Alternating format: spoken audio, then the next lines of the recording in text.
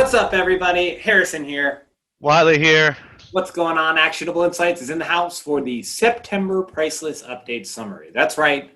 24 new line items were added to the Xactimate price lists in September of 2020, and we are here to explore those additions, both highlight what's new, how they're meant to be used, as well as explore some of the line item changes. Not only are there 24 new line items, but there were a bunch of line items that were adjusted, tweaked, changed, just as the program has always intended. So we're going to explore some of those highlights. There's some big ones in this update. So Whatley, I know you're excited to explore some of these additions and certainly some of these adjustments.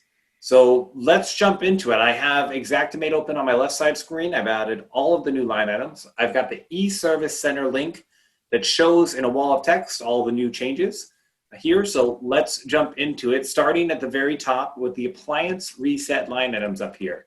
We have new line items for the reset only of electric dryers, gas dryers, dishwasher, refrigerator, gas range, electric range, a washing machine, a bunch of reset appliance line items. What are your thoughts? A long time coming. This is a great step. There was nothing more frustrating on the repair side of the house than having to put in a refrigerator, detach and reset, and then a calculation of 0.5 as the additional line item information advised us to do, which I always thought was just kind of oddly sloppy. And then it really undercompensated the repair contractor and inadvertently overcompensated the mitigation folks, because there's a lot more risk, like warranty risk, associated with reinstalling a refrigerator. A lot of times when my crews, we detach a refrigerator and then we reset it, these compressors have a tendency to go. And I assure you, if a policyholder recognize the refrigerator goes out 5 days after you touched it, you're paying for it. And same goes for hooking up any of the water lines associated with those refrigerators. You know, the quarter-inch vinyl lines, like those tend to go, or they'll appear in good order, but then they'll leak a week later. So a lot more risk on the repair side of the house. And so this was a step in the right direction to more adequately compensate the repair contractor. So it's a cleaner look now between mitigation and repair. Yeah, we've talked about that when we train live with these detach and reset appliance line items. When you enter 0.5 for detach only, 0.5 for reset only, as you're duly pointed out, that doesn't quite really contemplate the additional liability of the repair side of the house. It's got to put it back. So to have reset only line items should help address that discrepancy in liability for basically ensuring that we have line items for reset only. These line items will become even more important when we jump into some of the line item changes. So good to have them. You and I are both excited to have the ability and to be able to use these line items. Let's jump to the next one.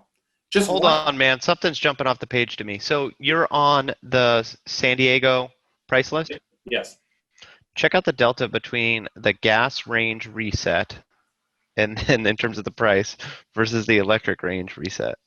You know, I'm actually in the middle of trying to remodel my house right now, and we are looking at the differences between gas ranges and electric ranges. So this doesn't, I understand the delta. It doesn't shock me entirely. I mean, when you're trying to hook up that gas line and set up the gas, there's a lot more liability there than just plugging in the electric range. So there is a huge delta there. Yeah, I think the trade code is going to be PLM on that gas range, and then for the electric range, it's going to be ELE. Plumbers are paid more than electricians. So on the gas range, it is a PLM labor code. With and PLM the supporting events, yep. And then we'll jump what's to this the one? electric. Ooh, LBR. LBR here with a appliance-related supporting event. Price list is weird. Yep. I guess we'll leave it there, but make sure you're aware of what exactly they're doing, because there's a material delta there that I can't really track back as to why that's going to be done. I'm going to make a note, try to clarify that for you guys next month. That sounds good. Let's jump to this custom shower door and partition line item. This is a detach and reset line item for custom shower doors and partitions. This didn't exist before. In fact, in the yield or item update changes, when we go look at the changes, a reset code has been added to another shower door and partition line item. So taking a look at this, you have on-site storage and labor to detach and reset custom frameless glass shower door partition. What are your thoughts? A good line item, bad line item? I mean, just in general, what do you thought? It, What do you I think it depends on what side of the claim you're on, whether it's a good line item, bad line item. If you look at that glass panel there as in the image, essentially that's 7 by 7. That's 49 square feet. 49 times 6. What are we running? $260 to go ahead and detach and reset that frameless glass. I don't know anybody who'd want to do that for $260. I think this is more of a carrier-centric line item. To the extent that you guys are doing it and you do it successfully and you're taking on that risk, then you might want to augment it with maybe some additional labor or adjustments to yield. It just seems like it would be something as a restorer I wouldn't be excited about using, but if I was a claims manager for TPA, I would be strongly encouraging that behavior and the inclusion of that line item.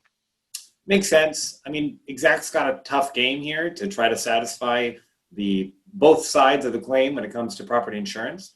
We always try to highlight when there is no line item previously, it's nice to have a line item in the first place, even if it's not perfect for both sides of the claim. So I'm glad that this exists. Similar to the shoring detached line items of cabinetry we talked about last month, just having the ability for contractors or to incentivize contractors to try to mitigate overall financial severity in any way can be helpful. So it's possible that this line item and its existence will help people save these shower doors and partitions and hopefully not break them in that detach and reset. But who knows? We'll have to see how this plays out. This will be a good one to ask the pricing department down the road for more feedback on how it's being received. You know, maybe if you augment it with silicone caulk and you detach your hinges and your hardware, and then you clean it upon install, maybe you can get somewhere that's more favorable. I don't think the additional item information would explicitly exclude those line items as not being warranted. You know what? And this is another great highlight here. We Excludes, see the hardware. So hardware. This actually, what I just highlighted here is really important to highlight on this line item. Something Exact's doing more and more of this, quote unquote, pricing could vary based on factors such as shower material, size of the project, degree of difficulty. Users may want to compare this item with their specific costs and make adjustments if necessary.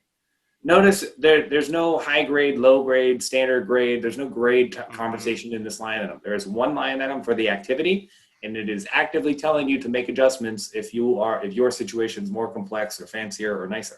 Yep.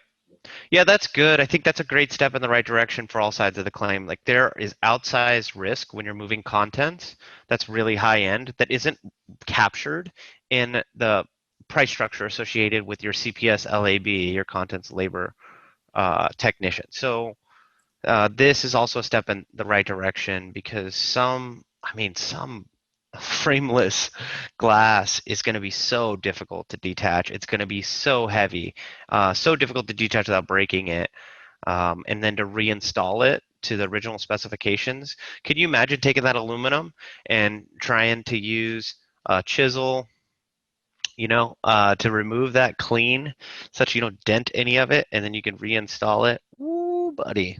I'm not saying it's impossible. Yeah, it's tough. It's tough. Mm-hmm. Some new electrical additions came out this month, specifically all ELE, ELS category, so a mixture of both. We got a daylight sensor, isolation distribution main panel, isolation distribution secondary panel, generator annunciator panel, and a touchscreen lighting control.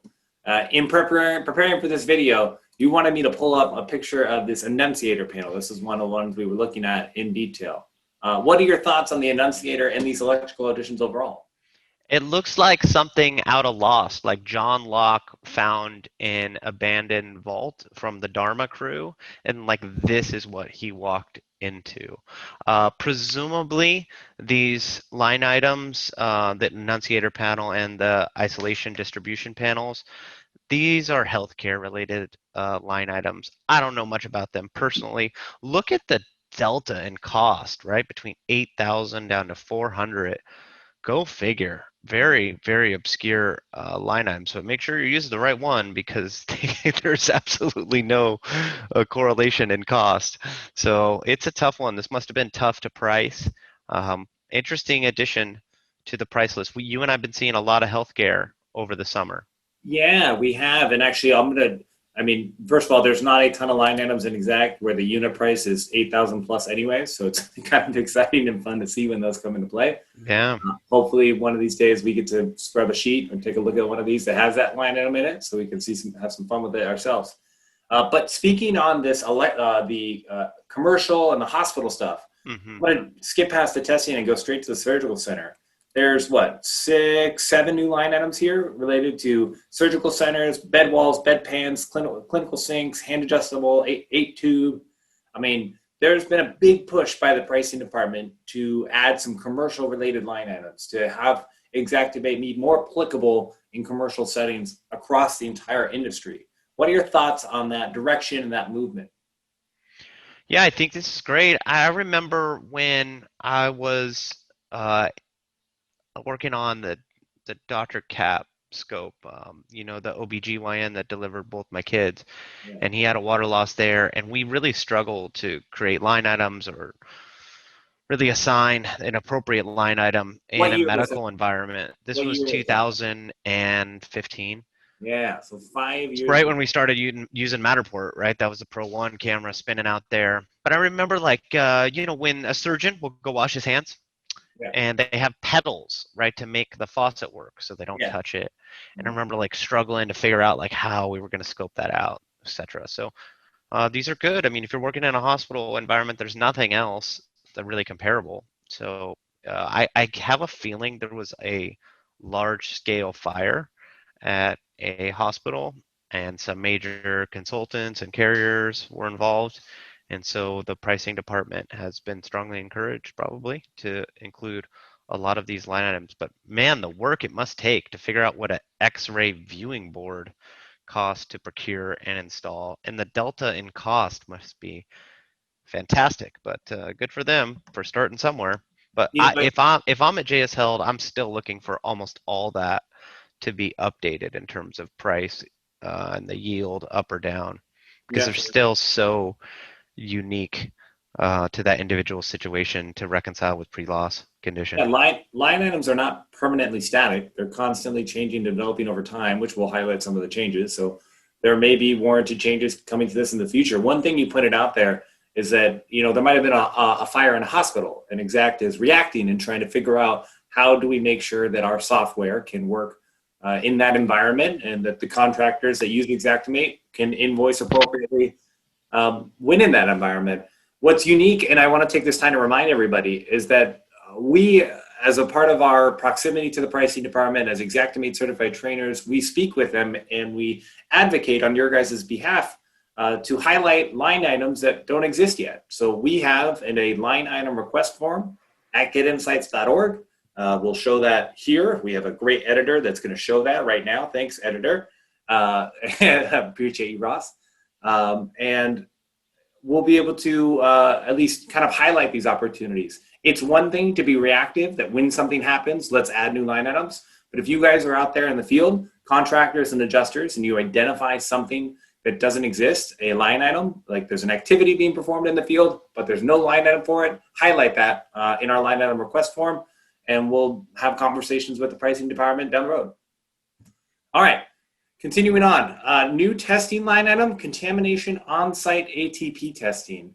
One thing you and I talked about, this isn't really common in California. California has a lot of regulations when it comes to things, but there's now a line item for ATP on-site testing.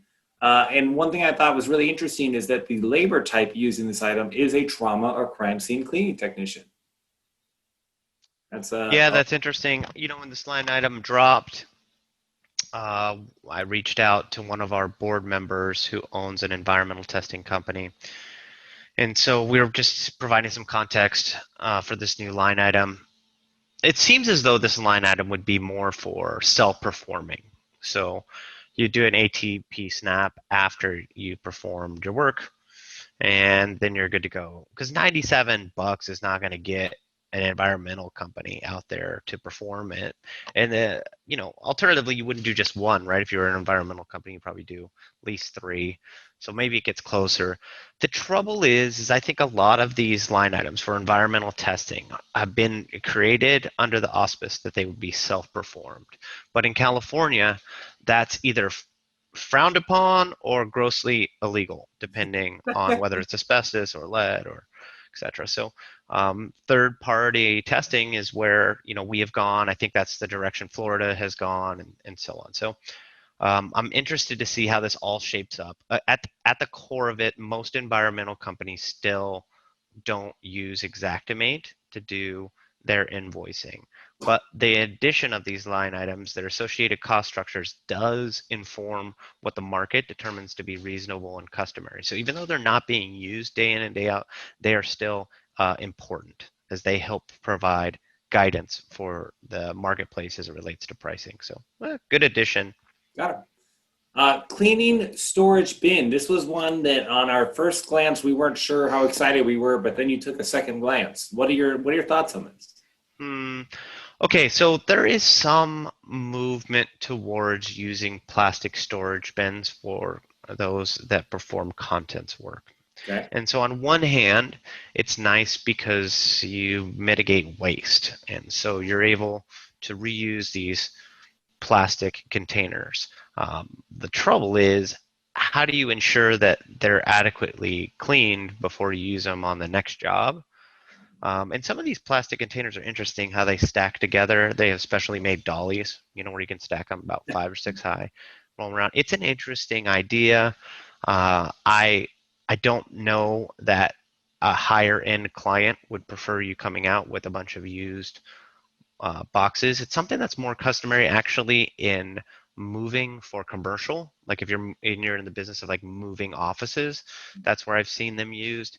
I've not seen contents professionals use these ever. You and I have a lot of perspective and travel and train a lot. We've seen a lot of contents rooms. I've never seen it, but somebody's doing it. And so I'm interested to see how it all plays out. Look at these line items per like the cost structure. So I think that there's been a lot of push towards like, hey, we're not going to pay you for boxes. So maybe some restorers that were on program work defaulted to using these plastic ones, and then they realized that their policyholders were consistently complaining that their stuff was going into dirty boxes, and so this is how the marketplace is reacting to it. So we shall see. I definitely have my eye on it. I have it on my agenda sidebar to go meet with my directors and talk about it. Maybe if that's the right step in the for the environment and for some of our core packouts. I would never use this on our private client packouts, but for our core packouts, it's an idea. Got it. And you're speaking about Emergency Packout Co. Your contents company. You got it. Got it.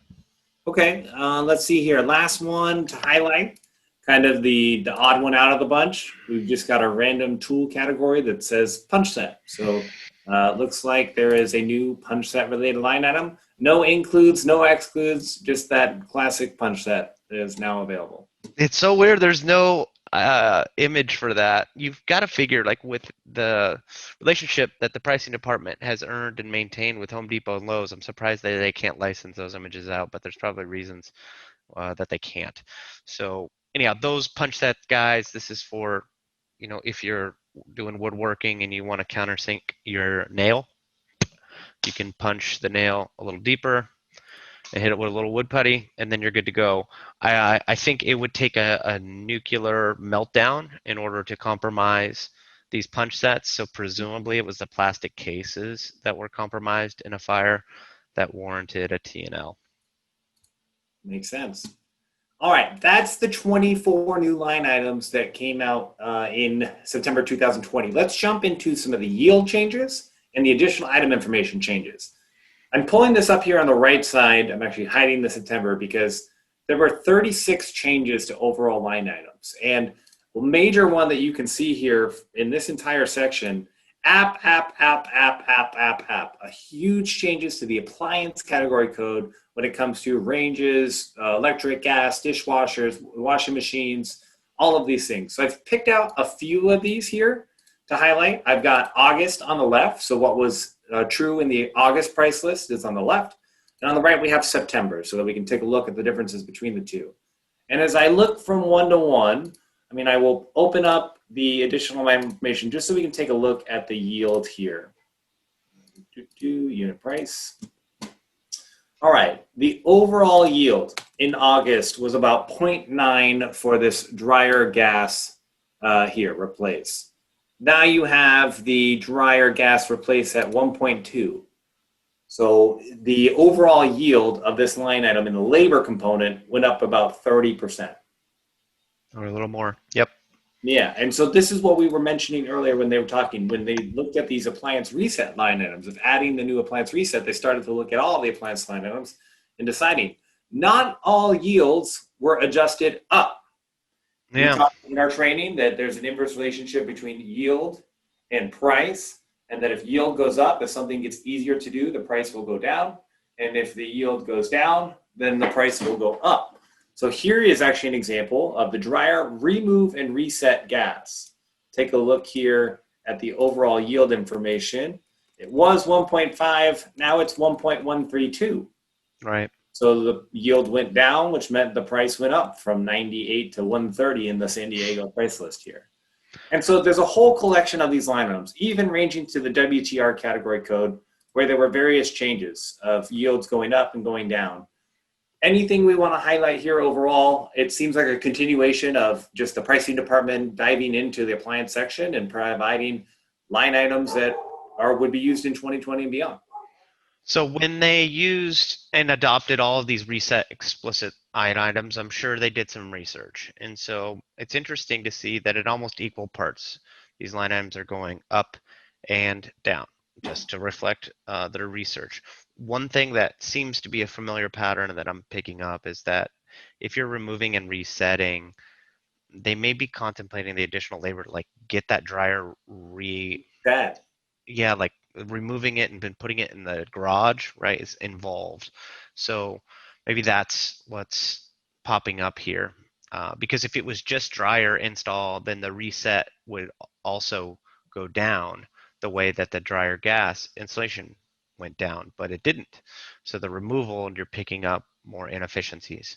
So anyhow, it's just the constant evolution of the price list, and all the materials there, they remain stagnant or went up just a little bit. So this is really, and it's not even a labor play. What really happened is this is yield. That's Yep. the deltas. It's all yield. Tweaking the yield of the labor component. Got it. All right, here is a big one. This line item from early first half 2018. We hear about it, we train about it, we hear about it everywhere we go. Dry patch J, tape joint for new to existing drywall. Now, a couple months ago, this line item was under additional item information change because Xact was trying to address the misuse of this line item. This line item is meant to be used in conjunction with square footage drywall line items. Well, they've made some adjustments to yield this time. I'm going to jump open and show us that the overall labor component yield here in August, 16.5 linear feet per hour of this dry patch J. In September, 18. So it's gone up by 1.5. So when the yield is increased, the price goes down a little bit. Thoughts on the dry patch J changes here? Yeah, I think the reason this update happened, and I'm not certain, but I think it has to, its origin is, it's a hotly contested line item and it's commonly used. And so the historical perspective is it was really difficult to make money as a restorer doing drywall before dry patch J outside of the DRY LF line items. You could do okay on those, but if you were doing drywall by square footage, either 5/8, 1/2 green board, it was difficult to make it work. This line item actually made it worth doing. I think the reason it's hotly contested is just because it was added so late in the price list. You've got a bunch of seasoned claims professionals that I've been doing this for 10 years, and this line item never existed. You guys were doing it, without it, and it's because restorers were trying to pick it up somewhere else. So they're taking in the shorts on drywall, they're trying to make it up on painting, which is really precarious position for the pricing department, for restorers, for claims professionals. You always want to mitigate the potential where you're taking in the shorts in one trade, trying to make it up elsewhere. All kinds of nefarious behavior can emerge around that. So with the addition of this line item, it's gotten a lot of attention. So I'm sure the pricing department's doing what it can to continue to research for the yield associated pricing, just to make sure it's dialed in, because they want to be beyond reproach, because I'm sure they're catching a fair share of heat from the carrier side of the house. I mean, 100% agree. These tweaks are in line with what we've seen this line item, how it's been tweaked in the past year of, hey, this is not to be meant to use with linear foot line items. When you have a line item that is beneficial to the claim and reimbursing the policyholder, like Dry Patch J can be, there's some high scrutiny on it. And also, as you were pointing out, people tend to want to abuse it when they can't get to their numbers and whatnot. So hopefully we'll continue to see some analysis and tweak. All we really want at Actionable Insights is people to really just understand what a line item includes and excludes. The goal here is for contract. The reason we do all of this, that we have this on our shirt, is so that contractors and carriers can get along during the claims process and settle these things more efficiently. So hopefully this provides some kind of direction that contractors and carriers can be using this line item appropriately and getting jobs done. So I love that. Let's talk about some of these additional item information changes. I'm going to skip by the job site cargo container because in property insurance, the moving container is much more commonly used. And you'll notice these are all additional item change informations. There are 2 new sentences in the ConStop MD line item here. Delivery and pickup charges can vary greatly due to several factors, including location, specific company, job site placement, etc. Xactware recommends users verify costs with local rental companies and make any adjustments if warranted.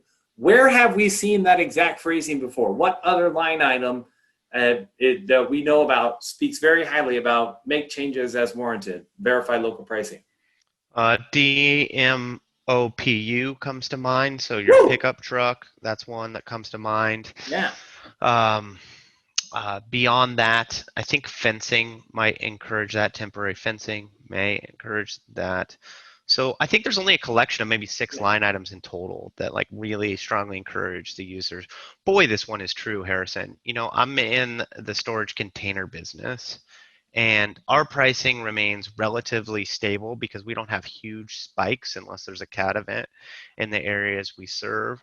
So we maintain relatively stable. However, our competitors that are more retail, we're B2B, right? We're for contractors and restorers exclusively. We don't do any retail work for storage, the storage company. Storage company, right? But if you go to, dare I say it, you know, units or pods, their pricing is all over the place, both in terms of their containers and delivery fees, and they spike big time every summer, like significantly. So it's really difficult for restorers that are using those other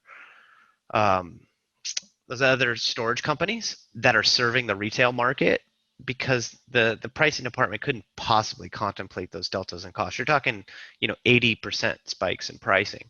So it's not following. They wonder why they can't make any money, etc. So at least there's some space for, if you're going to use those folks that serve retail, or maybe that's all you have in your area, which is pretty common, at least it smooths the way for you making some adjustments there, because there's no way that those big players are only charging you $85 or $100 to drop off your container during their high volume quarters, like over the summer. Beautifully pointed out. Yeah, this is something that we really like to see, this kind of language and this kind of understanding around things that have such flexible data points. Like, it's so hard.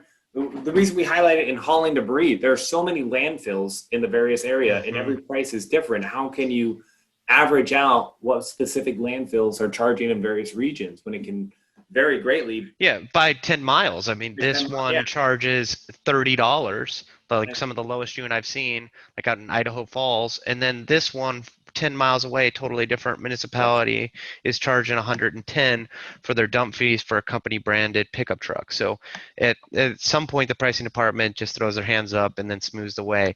I mean, every line item should be approached that way, where that additional item information is implied. However, it's excellent that it's not in every line item. It's only included in the 5, 6 of them that are hotly contested, where there's huge deltas and cost structures.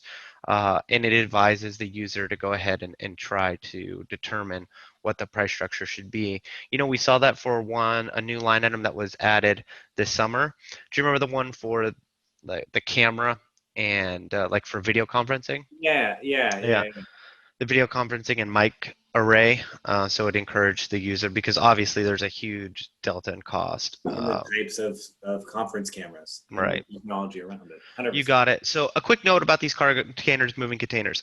If they're dropped on site, almost 100% of the time, excuse me, they're moving containers, not cargo containers. If it's a commercial job site and it's a large scale loss, restorers might drop a cargo container to keep their tools in, so it's more secure, it's much heavier, but it's maybe only used 5-10% of the time. One thing that you and I see through our estimate audit engine, Zora, is that we see folks using the moving container line item and then augmenting it with a cargo container. And that's a no-no. I mean, yeah, it pays more. The reason it pays more is because the cargo containers are shipping containers. They're much heavier. They're about twice the weight, guys. But that's not cool. So make sure that if you are using the cargo container on this side, that you are using a cargo container for your pickup and delivery. And same goes with moving. So if you're a claims professional, make sure you look for consistency of moving for the actual container, and then moving for delivery. If anything's incongruent, there's an overage, excess, or omission there. Love it. Beautifully stated. This is a fun one for me. While not many actual line item changes, there was actually, notice there's no reset activity code previously for the custom shower door and partition half-inch glass. Now there is a reset activity code. So that's a nice addition to have there. And then 3 line items here to round it out. We've got the Mask LF selector code for drywall, plastic, and paint. What I want to pull out here is that there was a specific update from plastic drop cloth to 2 mil plastic 9-foot wide roll. And when you go to the exact update in the e-service center, you'll see the change here talking about modified included field and added text to note field to clarify item is priced per linear foot based on a 9-foot wide roll of plastic. Yeah. So it's an interesting application. Whenever there's an impasse for a line item, what does it include? What does it not include? Oh, that's in the line item, right? We hear this all the time when we're training. Oh, somebody said that's in the line item. And then we get to explore kind of the components and the yields and really dive into to see supporting events, what is in the line item. But those impasses, when you just have plastic drop cloth, can lead to unnecessary arguments at the end of the day. These masking line items will probably need to be performed in order to do good work. So if at least having some more specificity to clearly define 2 mil plastic and a 9-foot wide roll should help at least clarify what's included in the line item, what it was intended to be used for. Maybe. I think that 9-foot wide roll just still might create just as many questions as it seeks to solve. Because say you're putting it on, like this guy in the picture, you're putting that on a window, right? So do you do just 1 linear foot up the long side of it and that's all you get because it's 9 feet? Or do you get the whole perimeter of the window? Unclear to me. Here's how I look at masking generally, and I encourage restorers and claims professionals to do the same. It depends on what you're actually doing for, what would be warranted for masking. So try to look at the end all price and go, is that reasonable? Because you might be just getting out your hopper, doing some machine texture for drywall, and you need to mask your upper cabinets, right?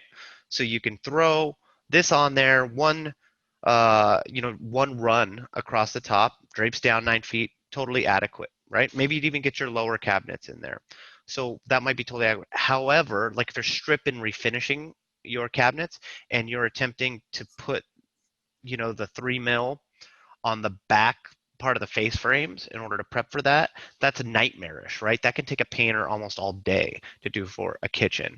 So just try to look at the ultimate price structure. Does this reconcile loosely with reality? Because there's just so many different ways one could do masking by linear foot and by square foot, and maybe it's warranted to include both depending on the scenario.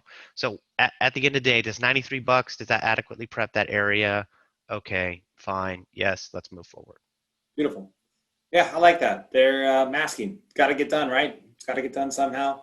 At least we've got some more clarity in these line items for now. Hopefully, as you're pointing out, no more questions around what's included in my 9-foot roll.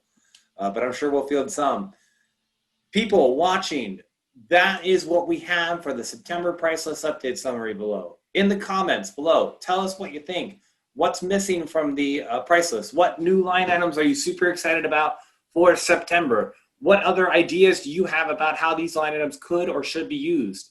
Maybe you have been waiting for 20 years for an enunciator panel line item, and here it is. We're the message people that tell you it exists. So, without further ado, Whatley, thanks for jumping on the call with me. I think 24 You got new it, buddy. line items and a bunch of changes. There's a lot to explore here. We will be jumping into October only a few weeks from now, and we'll be excited to kind of see what's coming there. Anything else? You know, when you have the team circulate it, you should include the link for the additional item information request form so they could do that. And I'd love some feedback from our membership around how's Dry Patch J processing through claims side. Any insight there would be interesting. And then are you guys excited or opposed to using this whole custom shower door partition, frameless detach and reset? Is it even possible to detach and reset frameless glass? I'm interested to hear your thoughts. Beautiful. All right. We will see you guys in October. Keep settling claims out there. All right. Be good.